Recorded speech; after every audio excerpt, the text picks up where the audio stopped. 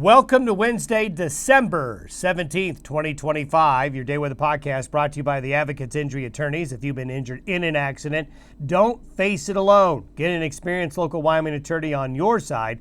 Free consultations at WyomingAdvocates.com or call 307-800-1952. You deserve an advocate. Well, despite that very serene scene there in western New Mexico of calm waters and blue skies and dry conditions, there's actually a lot that's going to be happening. But again, it all depends on who you are and where you are. Most importantly, where you are in terms of what's going to be happening over the next 7 days. If you're along the Continental Divide and west of the Divide, things are going to get a lot more busy. But also, we're going to have to be dealing with the wind. The amount of real estate that will be hit by high winds over the next 36 hours is remarkable. Show you a map of that here in a minute. As we mentioned over the last couple of days, these strong jet stream winds are moist.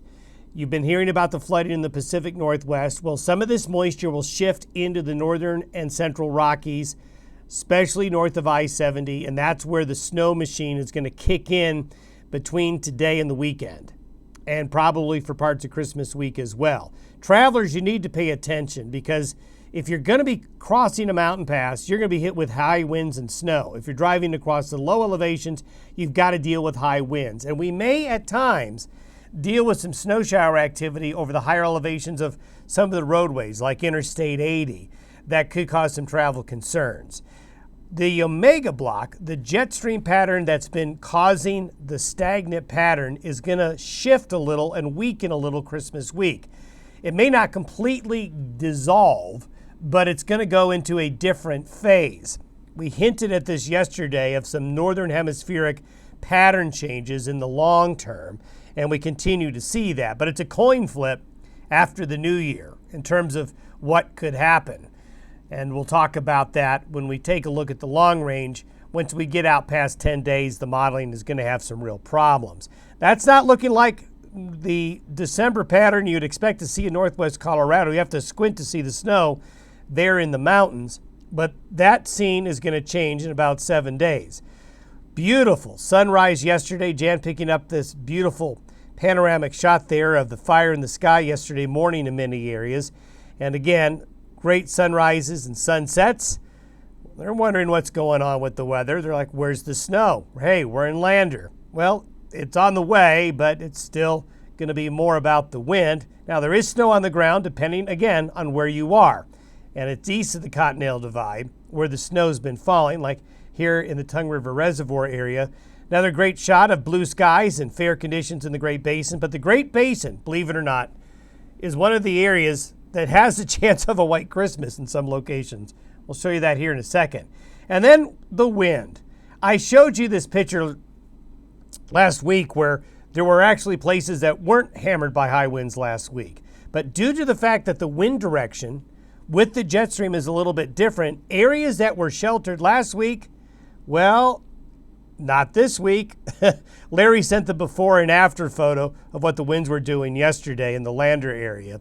So be ready for the wind. The wind yesterday in Casper blowing the dust around, and the wind responsible from these strong jet stream winds. And also, we've got this upper low. You can see the moisture moving inland now, and there's a little bit of a gap as this will drive this to the system to the southeast. So this is what's going to bring the mountain snow. And then when we show you this tight gradient of strong jet stream winds coming in with that upper level low into the Pacific Northwest, this is the map I wanted to mention. So all the brown is high wind advisories or high wind warnings. Now we have red flag warnings in the pink, but basically from New Mexico to Canada, a huge swath is under some type of a high wind advisory or high wind warning. Look at that. That's amazing. Now, dispersed in this, we have blizzard warnings for the Cascades. We got a blizzard warning for northeastern Montana. We have winter weather advisories for northern North Dakota, heavy snow in the Cascades in the mountains of northeast Oregon. We have winter storm warnings for Glacier National Park. We have winter storm warnings for Wyoming's western mountains, winter weather advisories for Wyoming's southern mountains. So when I say there's a lot going on, there's a lot going on. All of Wyoming except western Carbon County is under a high wind warning. I don't know why. Let's just shade this in, okay? But if you're in Bags, maybe Bags is the place to go today if you don't want to be under a high wind warning. But everybody else is under a high wind warning. And then you can see the higher elevations, those islands, are going to be getting some snow. Here are the jet stream winds by this afternoon penetrating the area. And then you can see by Thursday, they quickly move through and then head out into the plains. And so here are your wind gust potential. Now just keep in mind, we've got these wind gusts and you see numbers. These are wind gusts in miles per hour. But that doesn't mean those are the peak winds because these are only for dots on the map.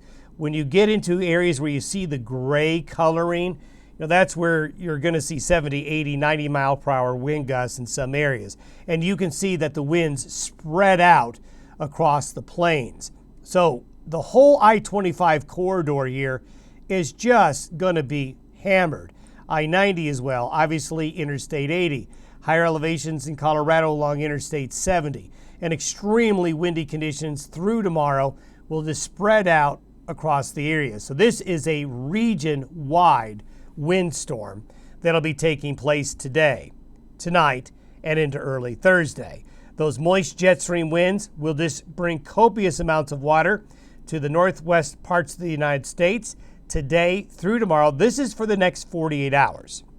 So through the next 48 hours, we will see some snow showers and rain showers reach the plains, but it's along and west of the divide. But also, I mentioned that I-80 corridor here. Got to be careful for some wintry weather along there with snow showers and heavy winds. So this just gets us through tomorrow.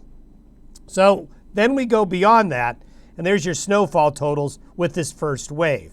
Significant overrunning snow in the southern Canadian provinces, and that's where we're going to get into some problems here, because while it may not be a lot of snow in northeastern Montana and northern North Dakota, you'll be hit with those winds and snow, and there's a lot of snow on the ground up there. So we get into Saturday. We have another wave. Now it's not quite as well developed, but again, it's bringing with it powerful jet stream winds. There you go again. Now this is Saturday morning. Notice this is more west to east. This jet stream nosing in, very strong winds, over 150 knots at 30,000 feet. So this will bring more weather to the Pacific Northwest, but also central and northern California and into the Great Basin and the I-80 corridor. So areas along and west of the divide are going to get affected by this. So these are the precipitable water maps for Friday. You can see precipitable water content is very high. And by Saturday morning, it's going to come through very quickly and shift south. But as it shifts south, it's going to drive an atmospheric river into California. That'll get the Sierras. This will also drive areas of rain and snow into the Great Basin and parts of the central and northern Rockies. There's also a southward shift of the jet stream.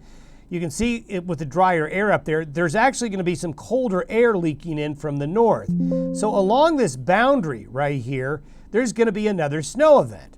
So this is the 3-day snow for Friday, Saturday, Sunday. The same areas get it. You can see the Sierra gets it, the northwestern and western mountains of Wyoming, the northern Wasatch and Uintas, and the central mountains of Colorado and southern Wyoming will get it again.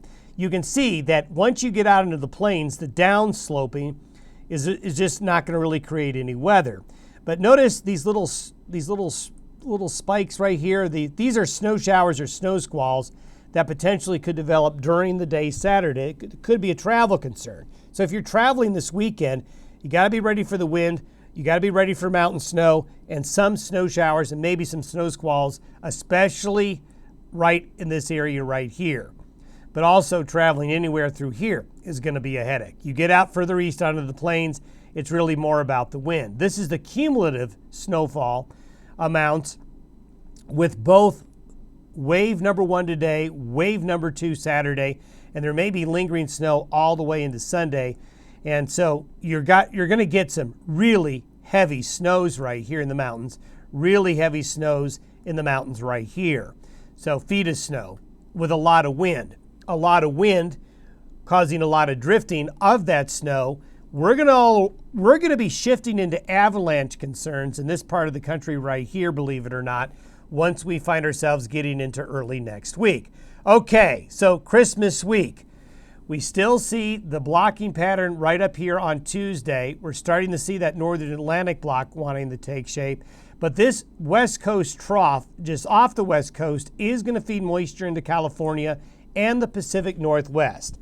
During the course of Christmas week, this area of low pressure is going to slowly and very slowly drift southward along the coast.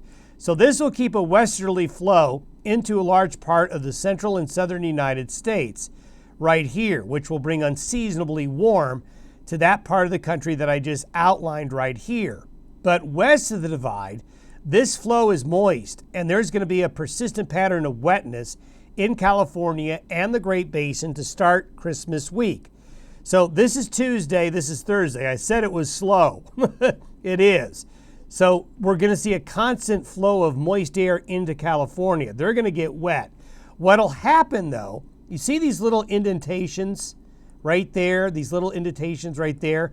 You're going to get little waves of low pressure and moisture ejecting from here. And what that will do is that will produce weather, meaning rain and snow, in the Great Basin and along and west of the Continental Divide as we get into Tuesday, Christmas Eve, Wednesday, and yes, Christmas Day. However, if you're right here, you're going to be in a very warm, dry situation, but it's going to be a cooler, wet situation right here. Then along the U.S.-Canadian border, the cold is going to hold, and there'll be plenty of chilly, wintry weather along the U.S. border. But this high right here will be a dominant feature. This is going to be a dominant feature as well. So we have opposing forces. If you're in between those opposing forces, you are going to have weather Christmas Eve and Christmas Day. And we just have to see how much this shifts. If this speeds up a little, that may push the winter weather a little more east. If it holds up, it keeps the weather west of the divide. And here's a good example of what I'm showing you. This is for Christmas Eve and Christmas Day. Cumulative precipitation. So you can see it's going to be a wet Christmas in California. But notice how it gets right up to the divide. Christmas Eve and Christmas Day, precipitation does flow into those areas. So you're going to see Christmas Eve through Christmas Day, the day after Christmas, wet in that part of the U.S. There's going to be a little bit of weather here in the central U.S. There's going to be snow in New England on Christmas Eve and Christmas Day. But you can see there's a lot right here of nothing. So it'll be interesting to see what happens. And you can see that there will be snow Christmas Eve and Christmas Day. I mentioned that the Great Basin could see snow for Christmas Eve and Christmas Day. How about that? So we'll watch that as we get a little closer. We'll get more details. And there you can see a white Christmas is going to be found in part of the northeastern United States. But the middle, a whole lot of nothing for you Christmas Eve and Christmas Day if you want a white Christmas. Then as we go out further, so let's stick our neck out to next weekend. This is Saturday the 27th. The AI version of the European model is still keeping a deep low off the west coast, but ejecting troughs of low pressure across the U.S. that would be weather makers. You can see now there's a bit of an eastward shift in the Omega block. It's still there, but it's weakening and shifting a bit, and then we're starting to see that grow up there in Greenland. When we take a look at the comparison of models, this is the AI version of the European, this is the American model for next weekend. Look a little different, don't they? A lot different. So just toss out any 7 or 10 day forecast right now. It's going to be worthless. So there's the block right now in the Aleutians. There's the Omega pattern right there.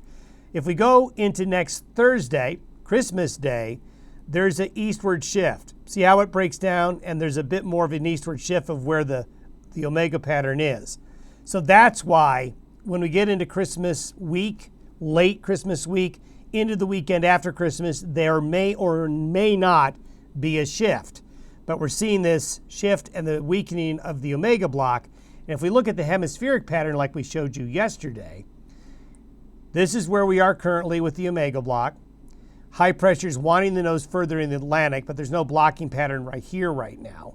But when we go to Christmas Day, notice the polar regions go more north-south from this side of the globe to this side of the globe as compared to two areas that go more east-west. And then notice we've got the blocking pattern forming in the North Atlantic near Greenland, And then you can see the straight line flow here and the weakening of the omega block, at least for a temporary point of time there.